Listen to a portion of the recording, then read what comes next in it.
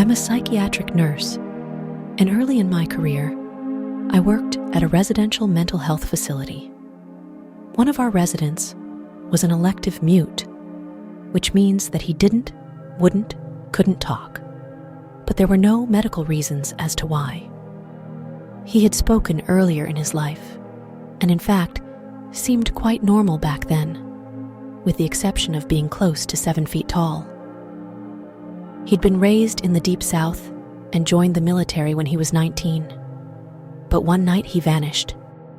He was declared AWOL, and eventually he was declared missing and dead. 10 years later, a 7-foot-tall man walked into a VA hospital emergency room in my part of the Midwest and said to the receptionist, "My name is Marion Duchenne, not the real name, and I've been dead for 10 years. Those were the last words he ever spoke. He was covered with dust, and he was wearing the same clothes he'd been reported to be wearing the night he vanished. His social security number had not been used, and he had no identification on his person. However, they were able to identify him, I guess via fingerprints.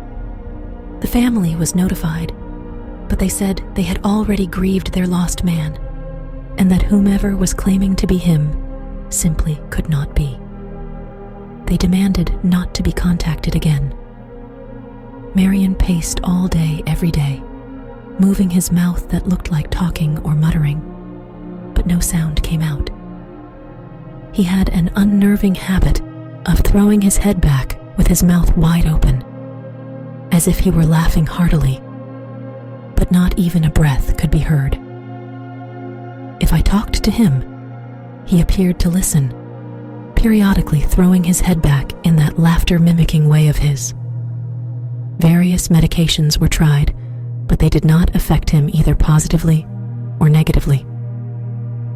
Occupational therapy did nothing because Marion would just grin, and unless told to stay put, he'd get up and start pacing again.